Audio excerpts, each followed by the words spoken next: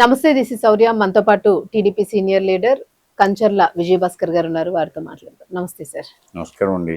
Sir, మావిగన్ గత మనం 3-4 నెలల క్రితం బాగా ఈ మావిగన్ ఇష్యూ బాగా రగిలింది. సో అసలు ఆ మావి గన్ ఏంటి అసలు? అంటే ఇప్పుడు మనకి అడగడంలో అర్థం ఉంది, తప్పేం కాదు.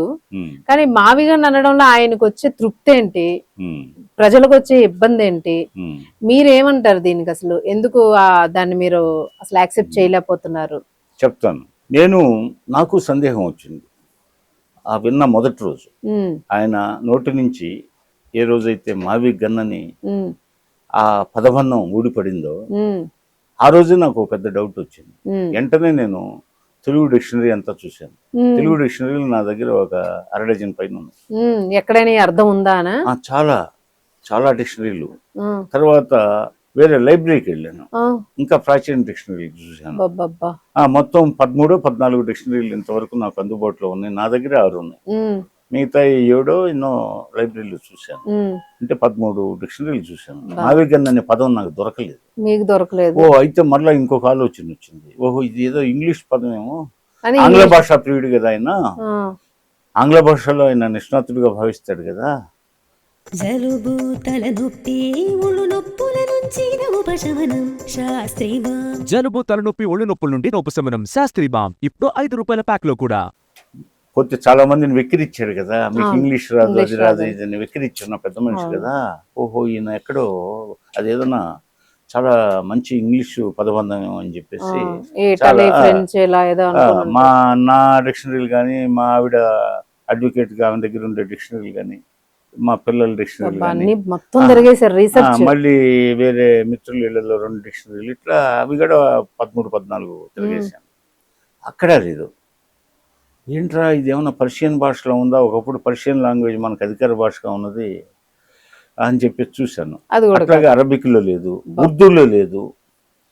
మరి ఏంటా అని చెప్పేసి అంటే ఆయన చెప్పాడు కదండి మొదట్లోనే, వి అంటే మా అంటే మచిలీపట్నం అంటే, నాకు మా అంటే అంటే అమలాపురం అని గుర్తొచ్చింది. మా అంటే మచిలీపట్నం అంట, వి అంటే విజయవాడ అంట, గన్ అంటే గుంటూరు అంట. అయ్యో, గన్ అనేది ఒక పదంగా ఉంది. అదైతే గన్ అంటే ఇది కదా సార్, పేల్చే ప్రమాదం కదా అది. అదే ఆయన గన్ కల్చర్ ని అలవాటు చేయాలనే ఉద్దేశం. మొదటి నుంచి బాంబుల సంస్కృతి కడప గడ్డ మీద ప్రవేశపెట్టి ఆంధ్రప్రదేశ్ లో మొట్టమొదటిసారిగా తన తాతలు ప్రవేశపెట్టారు, తన తండ్రి ప్రవేశపెట్టాడు, తర్వాత ఇతను ప్రవేశపెట్టాడు. పైటాల రవి గారి హత్యలో ఇతను ముద్దాయిగా భావిస్తున్నారు లోకం అంతా. అంటే ప్రజలు ఏమనుకున్నారు అలా తెలియక, జగన్ అని గన్ అని అట్లా పెట్టుకున్నాడు. కోడిగుడ్ల మీద అట్ల మీద ఆయన ఫోటోలు ఉండవు కదా ప్రతి చోట. అట్లాగా ఆ పదవి పోయాక ఇంకా అవకాశం లేదు కాబట్టి. అవును, మీరు అన్నట్టు ఆయన పేరులోనే జగన్ ఉంది కాబట్టి అందుకని ఆయన పేరు ఎక్కడ జనం మర్చిపోతారనని ఆయన పేరు ఉండేటట్లుగా గన్ అనేది. ఇవన్నీ చిన్నపిల్లల చేష్టలు. చిన్నప్పుడు కాన్వెంట్స్ లో పోతే గవర్నమెంట్ స్కూళ్ళల్లో చదివే పిల్లకాయలు సరదాగా ఏదో వాళ్ళు బూస్టప్ లాగా ఏదో వాళ్ళు ఇచ్చేసుకుంటారు. పోతే అలా ఉంది. ఇది ఏంటి అర్థం కాక సరే చివరికి అర్థమైంది. ఆయన చెప్పాడు కదా మచిలీపట్నం విజయవాడ గన్ అని. మీరు అన్నట్టు జా బదులు గన్ చివరిలో పెడితే అది గుంటూరు అని చెప్పడానికి వీలు ఉంటుందిలే, అలా చెప్పుకోవచ్చు. కానీ ఆయన ఉద్దేశం ఏంటంటే చివరిలో ఆయన పేరు వచ్చేటట్టుగా గన్ను. కానీ పైగా ఆయన గన్ కల్చర్ మీద కూడా ప్రీతి ఉంది ఆయనకి. ఏదైతే ఆరోపణమో ఈ బాంబుల సంస్కృతి, అందుకని అది కలిసి వస్తుంది, తన పేరు చివరి ఉండే గన్ కూడా కలిసి వస్తుంది అనే ఉద్దేశంతో ఆయన గన్ పెట్టుకున్నాడని చెప్పేసి నేను అభిప్రాయపడ్డాను. అదేవిధంగా చాలా మంది కూడా అదే భావాన్ని వ్యక్తం చేశారు. అయితే ఇది ఈ పదబంధం అనేది ఏ భాషలో లేదు. చూసారా? సరే, మనకి కూటమి రథసారథి చంద్రబాబు నాయుడు గారు ఏం పేరు పెట్టారు రాజధానికి? అమరావతి. ఎలా ఉంది ఆ పేరు? ఎంత గొప్పగా ఉంది. ఇప్పుడు మనకి ఆంధ్రప్రదేశ్లో ఎక్కువ పదబంధాలన్నీ తెలుగులో ఉంటాయి, లేకపోతే సంస్కృతంలో ఉంటాయి. సంస్కృతంలో ఉండడంలో తప్పు లేదు. జననే సంస్కృతం ఎల్ల భాషలకు, అన్ని భాషలకు జననే సంస్కృతం. పైగా Telugu Italian of the east అని పాశ్చాత్య పండితుల చేత జేబిఎన్ హాల్డేన్ జేబిఎస్ హాల్డేన్ అనే మహాపండితుడి చేత కొనియాడబడినటువంటి తెలుగు భాష, మరి తెలుగు భాషలో ఆయనకి పదం దొరకలేదా? లేకపోతే సాంస్క్రిట్ మన జనని సంస్కృతంలో, మరి ఆ భాషలో ఆయనకి పదం దొరకలేదా? ఇదేం పదం అంటే ఉన్మాదం, అసలే ఉన్మాది అంటారు ఆయన. ఉన్మాదం పెరిగిపోయింది. జగన్ మావిగన్ గన్నకి ఇంకొక గన్ను జోడించారు ఇప్పుడు. ఉన్మాదం పెరిగిపోయింది, ప్రజలు నవ్వుకుంటున్నారు. రేపు ఎన్నికల్లో ఆయన మావిగన్ పేరుతో నినదిస్తూ మేనిఫెస్టోలో మావిగన్ కి మొదటి స్థానం ఇస్తూ ఆయన ప్రజల ముందుకు పోతాడంట, వదలడంట కదా ఇప్పుడు, అదే పెట్టి తీరుతాడంట కదా ఆయన. అది ఆయన ఇష్టం, అది ఆయన పార్టీ అంతర్గత విషయం. అంటే అయితే నాకు నమ్మకం లేదు. ఎందుకంటే గన్న పేలదనా? అదే ఎందువల్లంటే ఆయనకి మతి స్థిమితంగా ఉండదు, చపలచిత్తుడు ఆయన. ఒకసారి ఉన్న మూడు ఒకసారి ఉండదు. మరలా ఆయనకి ఏదో పగటికలు వస్తుంది, వెంటనే ఇంకో నినాదం తీసుకున్నా ఆశ్చర్యపడినక్కర్లా. మీరు అనొచ్చు, అదేంటండి అలా అంటున్నారు, జగన్ గారు మడవం తిప్పడంటే కదా అని అనొచ్చు. మీరు ఎన్నిసార్లు మడవం తిప్పలేదు? ప్రభుత్వ విషయానికి వస్తే మద్యపాన నిషేధాన్ని ఏం చేశాడు? రాజధాని విషయాన్ని ఏం చేశాడు? రాజధాని విషయంలో మొదట ఆయన పేర్కొంది ఇది దొనకొండ, రెండోది ఇది నాగార్జున యూనివర్సిటీ క్యాంపస్, మూడోది ఇది గుంటూరు విజయవాడ మధ్య నేషనల్ హైవేకి రోడ్డుకి అటు ఇటు ముందు లీజుకు తీసుకున్నాం, తర్వాత దాబా హోటల్ లాగా కట్టేద్దాం. నాలుగోది ఇది అమరావతి అని చెప్పాడు, నేను ఇక్కడే ఇల్లు కట్టుకుంటున్నాను, అదే రాజధాని అన్నాడు. ఐదోది ఏం చెప్పాడు? మూడు ముక్కలాట అన్నాడు. ఆరోది ఏం చెప్పాడు? ఇప్పుడు మావి గన్నం. ఇన్నిసార్లు మార్చినవాడు నినాదాలు తిరిగి మార్చడం అనేది ఏమైనా ఉందా? లేదు. ఈసారి ఇప్పటికే అంటే మార్చినా మార్చకపోయినా సరే వాళ్ళ పార్టీలో ఒక తిరుగుబాటు వస్తుందంట అంతర్గతంగా. చాలా మంది మనకి తెలిసిన వాళ్ళు ఉన్నారుగా వైసీపీలో, వాళ్ళు చెప్పేది ఏంటంటే మాకు హోప్స్ పోయినాయి అంటున్నారు. ఏం హోప్స్ పోయినాయా ఏంటంటే మావి గన్ను పిచ్చి పిచ్చిగా మైండ్ పిచ్చెక్కిపోతుంది, రోజు రోజుకి. పదవి లేకపోతే బతకలేడు, రోజువారీ ఆదాయం లేకపోతే బతకలేడు, రోజు ఆయన కొన్ని కోట్లు టార్గెట్. ఈ రెండు పోయినాయండి. పైగా కేసులు భయం వెంటాడుతుంది. ఏ క్షణాన్ని ఎవరు తలుపు తడతారో, ఏ సిబిఐ వస్తుందో, ఏ ఎన్ఫోర్స్మెంట్ డైరెక్టరేట్ వస్తుందో, ఏ సిట్ వస్తుందో, ఏ సిఐడి వస్తుందో అనే భయభ్రాంతులకు లోనైపోయి ఆందోళన ఎక్కువైపోయి, అసలే ఆయన మూడీ ఫెలో, కాస్త మెంటల్ ఉంది. దానికి తోడు ఆయన ఏం మాట్లాడుతున్నాడు ఏమో అర్థం కావడం లేదు. అంటే నేనన్నా మరి మతి స్థిమితం లేని వాళ్ళు రాజ్యాంగం ప్రకారం చిన్న పదవి కూడా అధిష్ఠించడానికి లేదు, మన రాజ్యాంగం చెప్తున్న సత్యం అది.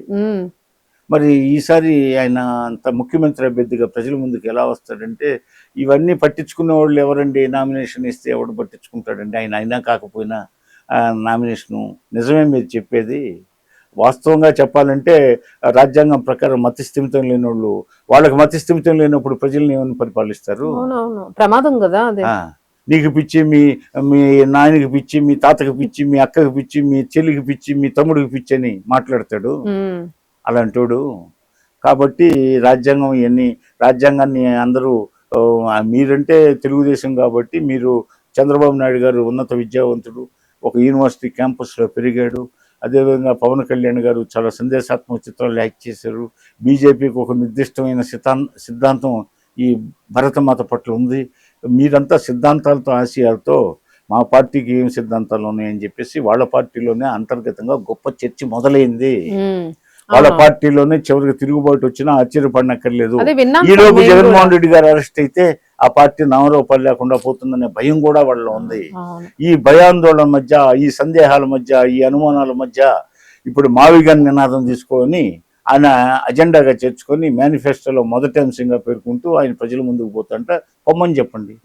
పోతే ఆయన ఆ విధంగా పోతే మేము అభివృద్ధి కావాలన్నా, సంక్షేమం కావాలన్నా, మీకు మావిగన్ కావాలన్నా అని చెప్పి మేము పోతాం. మాది మీకు వికాసం కావాలన్నా, విధ్వంసం కావాలని పోతాం. అంతే కదా. ఇప్పుడు గన్నలు కావాలా లేకపోతే అభివృద్ధి కావాలా అనేది మనం తేల్చుకోవాలి. అవును, ప్రజలు. అట్లాగే పోతే ఒక పిచ్చోడి చేతిలో రాయిలాగా ఉంది ఈ రాష్ట్ర భవిష్యత్తు.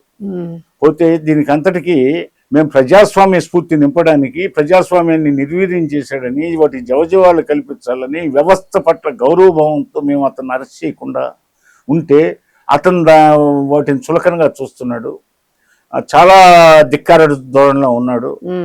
అసలు ఇలాంటి వాళ్ళని లోపల పడేస్తే ఇవన్నీ ఉండవు కదా, ప్రజల్ని కన్ఫ్యూజ్ చేయడు కదా, ప్రజల్ని మనశ్శాంతి లేకుండా చేస్తున్నాడు. వాళ్ళ పార్టీ కార్యకర్తలకు మనశ్శాంతి లేదు, వాళ్ళ పార్టీ నాయకులకు మనశ్శాంతి లేదు, తనకు ఎలాగో మనశ్శాంతి లేదు, పైగా సభ్య సమాజాన్ని కూడా మనశ్శాంతి లేకుండా చేస్తున్నాడు. అంటే దీన్ని ఆయన బాధ ప్రపంచం బాధ అయిపోయింది.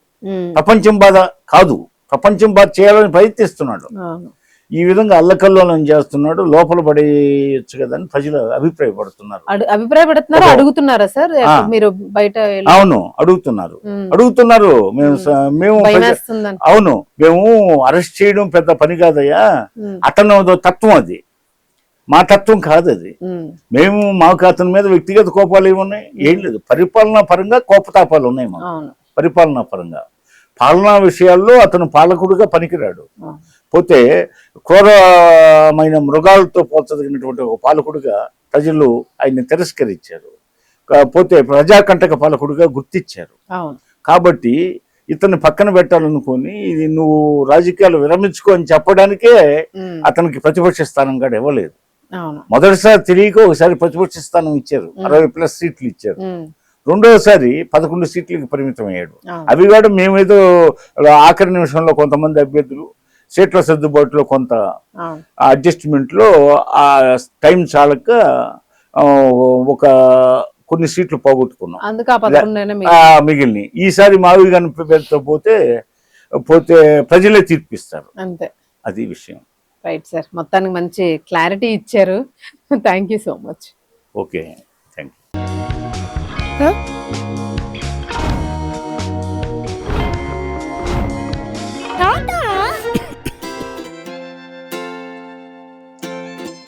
జలుబు, తలనొప్పి, నడుము నొప్పి, మోకాళ్ల నొప్పులు లాంటి లక్షణాల నుండి ఉపశమనానికి శాస్త్రిబా, ట్రస్టెడ్ బై మిలియన్స్ సిన్స్ 1992.